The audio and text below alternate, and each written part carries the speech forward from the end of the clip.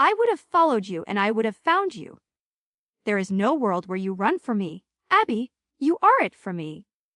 You are the love of my life. And then bam, husband shows up with a, wait, was it a gun? A knife? R-E-A-L-Y strongly worded letter. I forget, but it was B-A-D. Sure. You're already spoiling the climax, and you haven't even told us the title of the book. Details. It's called On the Wild Side, and it's wilder than my last date, which, believe me, is saying something.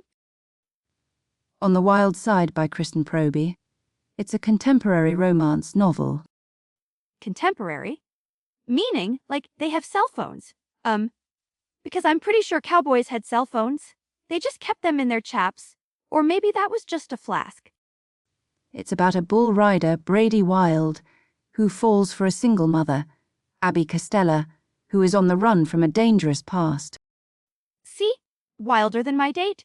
He claimed he was a dolphin trainer, but I'm pretty sure he just worked at SeaWorld selling overpriced popcorn. The central conflict. The central conflict is that I'm still single.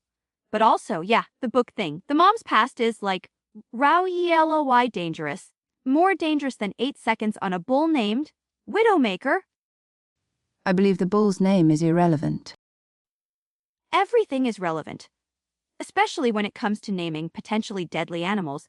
I once dated a guy who called his Chihuahua Apocalypse. Red flag, right there. Let's discuss the characters. Brady Wild 3, Time World Champion bull rider. And a total commitment, phobe, he's all. Boo-hoo, my job is too dangerous for love. Meanwhile, Abby's over here dodging like actual assassins. Or maybe it was just a really aggressive debt collector. I get those confused. He has a no relationships rule stemming from a fear of getting his heart stumped on, which, ironically, is what happens to bull riders. Metaphor, you're welcome. English majors. Abbi Kastella, on the other hand. She's a single mom, running a cleaning business, and running from her past.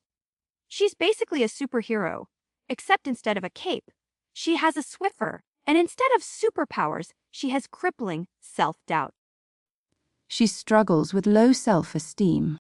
She calls herself fat, which, according to Brady, is LLE. He thinks she's the hottest thing since a bull rider in tight jeans.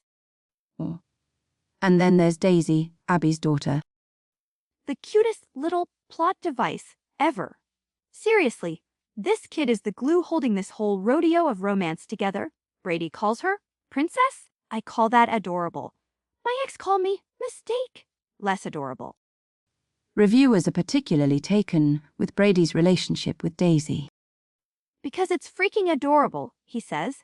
That's my daughter, and the internet explodes. Meanwhile, I'm over here like, that's my cat, and nobody cares. So, the question remains, is On the Wild Side a worthwhile read? Is a cowboy hat stylish? Is a bull ride terrifying? Is my love life a disaster? Way yes, and a resounding tear-stained yes. Some reviewers criticize the rapid resolution of the central conflict. They said it was solved too quickly. Like, yeah, that's how life works. You run from your problems, they catch up, you deal with it, you move on. It's not rocket science, it's Tuesday. One reviewer wrote, "This one was just okay." Just okay. That's like saying the Grand Canyon is just a hole. This book has EVRYTHIH. Romance, danger, a cute kid, a cowboy who cries. He cries. Metaphorically, maybe? I don't know. I skimmed that part. I was too busy imagining him in chaps. Another review stated, actually obsessed with this author. See, obsessed? That's the appropriate level of enthusiasm.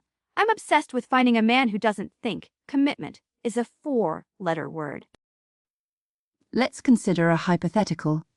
If Brady Wild were a sandwich, he'd be a spicy, meaty, slightly dangerous sandwich. Like a jalapeno popper wrapped in a steak, with a side of commitment issues. And Abbi, she'd be a comforting, surprisingly strong sandwich, like a grilled cheese, but with, hidden layers of gourmet ingredients and a side of past trauma. So our final rating. I give it 10 out of 10 broken hearts that will be mended by the end of the book, and 5 out of 5 chaps that I'd like to see removed. I'm going to give it a cautiously optimistic 7 out of 10. The rushed resolution was a flaw, but the emotional core Was more touching than a cowboy holding a baby, which, let's be honest, is peak emotional manipulation. Join us next week when we discuss The Librarian's Secret Lair of Forbidden Romance Novels. It's about you get the idea. That's not a real book. It is in my heart, and that's all that matters. This is Heartbook Radio, reminding you that love is a battlefield, and sometimes the biggest weapon is a well-placed, "That's my daughter." Good night, everyone.